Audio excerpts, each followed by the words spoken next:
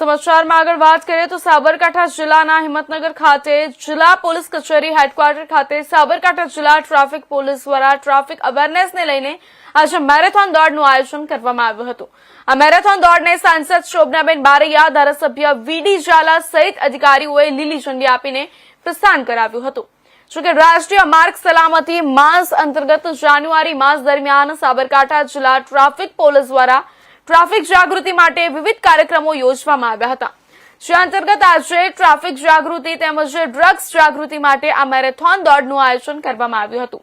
Marathon દોડ જિલ્લા police હેડક્વાર્ટર્સથી શરૂ થઈ B division police station, tower ચોક, મહાવીરનગર, મોતીપુરા થઈ પરત જિલ્લા પોલીસ હેડક્વાર્ટર્સ ખાતે સમાપન થઈ હતી। મેરેથોન દોડમાં પ્રથમ, દ્વિતીય અને તૃતીય ક્રમે આવનાર દોડવીરોને ઇનામ આપી પ્રોત્સાહિત કરવામાં આવ્યા હતા। આ મેરેથોન દોડમાં જિલ્લા પોલીસ વડા સહિત પોલીસ અધિકારીઓ, કર્મચારીઓ, હિંમતનગર શહેરના ડોક્ટર્સ, યુવાનો, યુવતીઓ સહિત શહેરની વિવિધ સંસ્થાઓના આગેવાનો ઉત્સાહપૂર્વક જોડાયા હતા।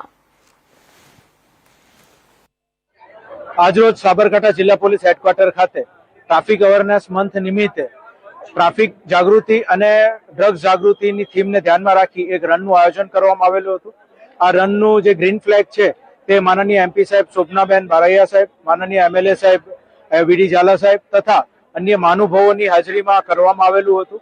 અને આની અંદર સાબરકાંઠા જિલ્લાના હિંમતનગર શહેરના બહોળી સંખ્યામાં લોકો જે છે એ જોડાયા હતા। અને જે આપણું રન છે એ થીમને સક્સેસફુલ બનાવવા માટે થઈને આપણા સાબરકાંઠા જિલ્લા પોલીસના ટ્રાફિક વિભાગ તથા ડોક્ટર્સ જે છે એ મિત્રો દ્વારા પણ ખૂબ જ સપોર્ટ કરવામાં આવેલો હતો।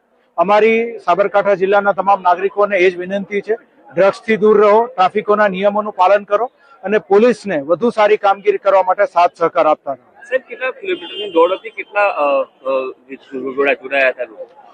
ટોટલ 6 કિલોમીટરની દોડનું આયોજન કરવામાં આવેલું હતું અને આની અંદર આશરે 700 થી 800 લોકો જોડાયેલા।